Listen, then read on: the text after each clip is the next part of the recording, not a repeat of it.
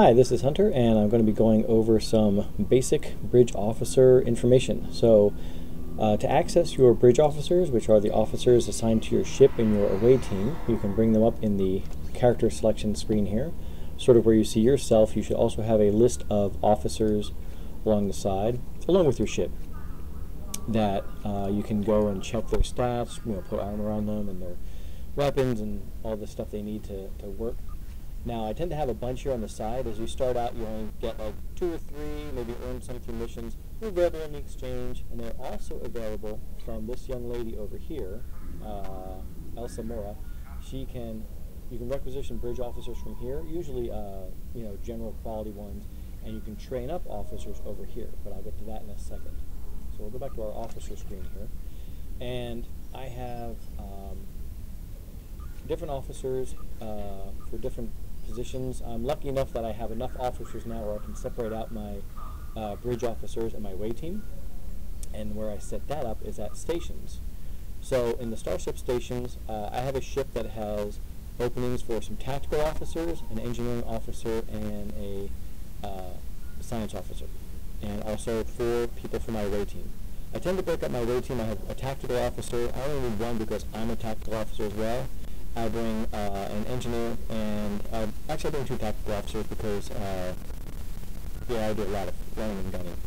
So I have an engineer and a medical person as well, but you'll notice that there's not a whole lot of overlap. I think H-Lec is the one who crosses over, but when you set up your officers here, you get a choice of which ones will fit that position, and sometimes you need to promote them to a specific position. So I've got a commander tactical station, lieutenant commander station, ensign station. So obviously an ensign can handle 1 power, usually his first ability.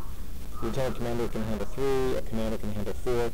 So even though they may have all these abilities, they're not available to them unless I slot them for a specific section. If I put H-Lec up here, now he can use all 4 of his abilities, and Shen has been moved to this section down here with access to only her first ability. I'm going to put her back where she was.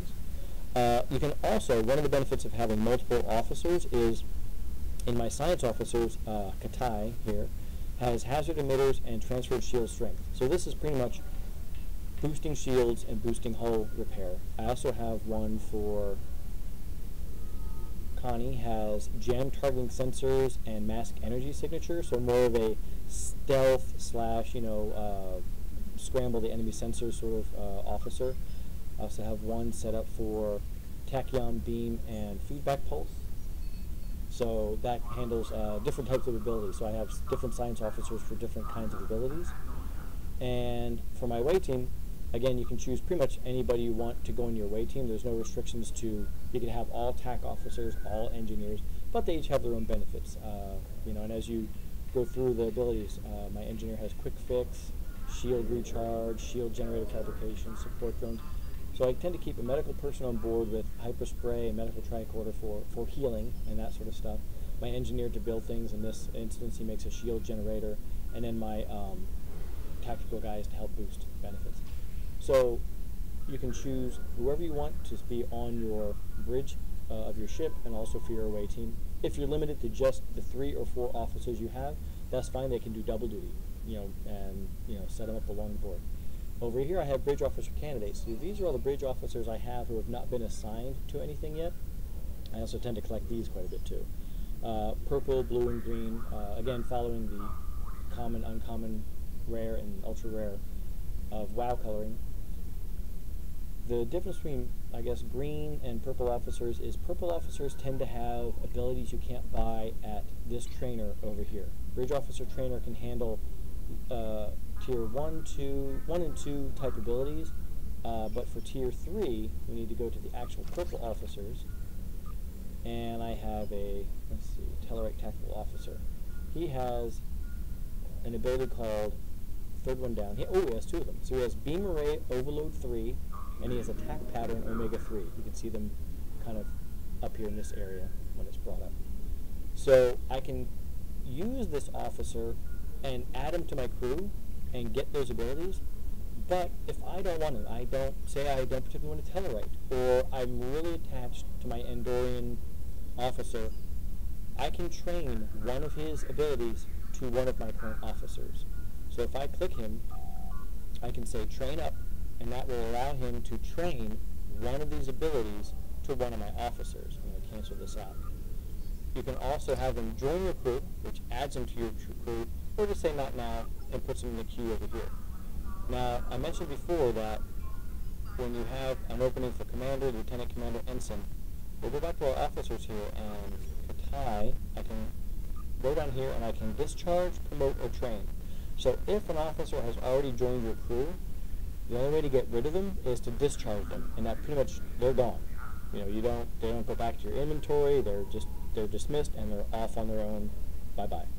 You can promote them, and this is where it becomes important to promote them to lieutenant commander, commander, to promote them to open up those extra tiers of abilities, but you can't promote anybody over your own rank or equal to you. So you have to be a certain rank, and you can promote all of your officers up to the rank right below yours, or, you know, select which ones will move up in rank, and you can also, use that officer to train other people. But again, once they train that special skill to somebody else, they're gone.